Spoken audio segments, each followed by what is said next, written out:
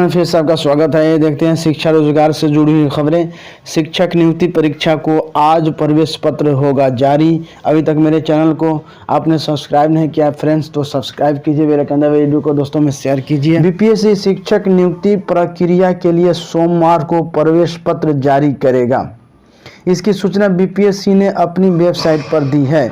संबंधित अभ्यर्थी अपना प्रवेश पत्र आयोग की वेबसाइट से डाउनलोड कर सकते हैं। वहीं आयोग के अनुसार अभ्यर्थियों को परीक्षा केंद्र की जानकारी प्रवेश पत्र में मिलेगी। आयोग के मुताबिक अभ्यर्थी को स्थानीय स्तर पर कम केंद्र दिया गया है, ज़्यादातर दूसरे शहरों में ही भेजे गए हैं। सीटीईटी कई परीक्षा केंद्रों पर देरी से आने वाले अभ्यर्थियों को नहीं मिला प्रवेश।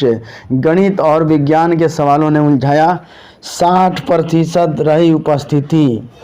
केंद्रीय शिक्षक पात्रता परीक्षा सीटीईटी रविवार को शांतिपूर्ण संपन्न हो गई। अभ्यर्थियों के मुताबिक गणित और विज्ञान के प्रश्न कठिन थे। दोनों विषय से जुड़े 30% प्रश्न घुमावदार थे। दो पालियों में ही गणित और विज्ञान के सवालों ने उलझाया। भाषा और भाषा 2 पेपर 1 पेपर 2 भाषा मतलब के प्रश्न आसान थे। अभ्यर्थियों की उपस्थिति 60% रही।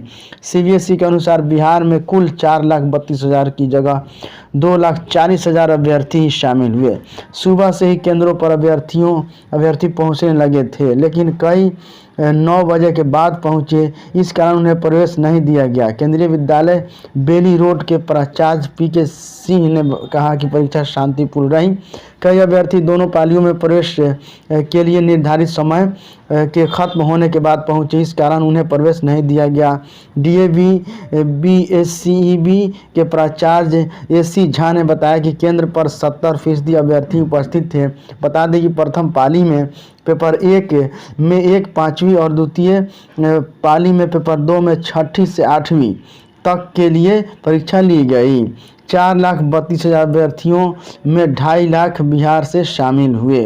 रविवार को केंद्रीय शिक्षक पात्रता परीक्षा देकर बीडी पब्लिक स्कूल से बाहर निकलते अभ्यर्थी सितंबर में आंसर की और अंतिम सप्ताह में आएगा परिणाम।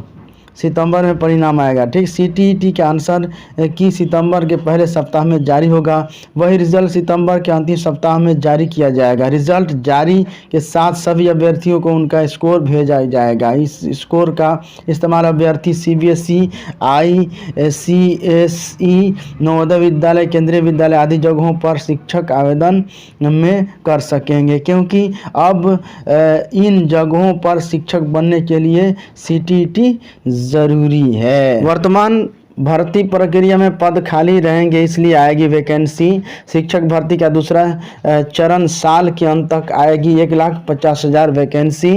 नई भर्ती प्रक्रिया में 6 से 8 तक के लिए भी पद होगा।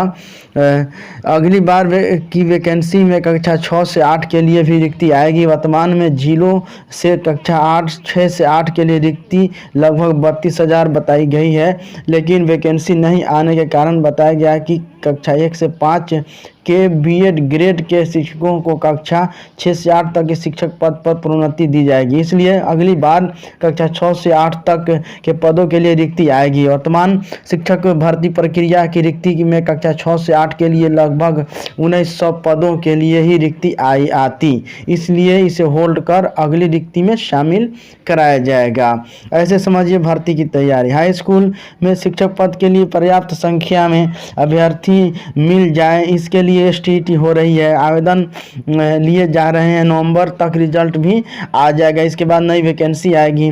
बीपीएससी भी दूसरे फेज में शिक्षक भर्ती की तैयारी में है। पिछले दिनों आयोग और शिक्षा विभाग के अधिकारियों की बैठक में साफ हो गया कि प्रथम फेज के बाद दूसरे चरण में भर्ती होगी। मध्य विद्यालय को हाई स्कूल में अपग्रेड तो कर दिया गया, लेकिन इसके लिए इन स्कूलों में पर्याप्त शिक्षक नहीं। नतीजा पढ़ाई बुरी तरह प्रभावित। राज्य के 75,000 स्कूलों में कक्षा 1 से 12 तक शिक्षकों के अभी लगभग 2.5 लाख पद रिक्त हैं। अभी बीपीएससी 1,70,000 शिक्षक भर्ती की प्रक्रिया चल रही है। सितंबर में रिजल्ट भी आ जाएगा। इस प्रक्रिया पूरे होते ही बीपीएससी से इस साल के अंत तक दूसरे चरण में शिक्षक भर्ती प्रक्रिया हो जाएगी। किसी कारण से इस साल के अंत तक वैकेंसी नहीं आ सकी तो 2024 में लोक चुनाव आचार संहिता लागू होने के पहले तक हर हाल में वैकेंसी आ जाएगी। अनुमान है कि 1,70,000 शिक्षक भर्ती प्रक्रिया लगभग 70 से 80,000 पद खाली रह जाएंगे। इसे दूसरे चरण की बहाली में जोड़ा जाएगा।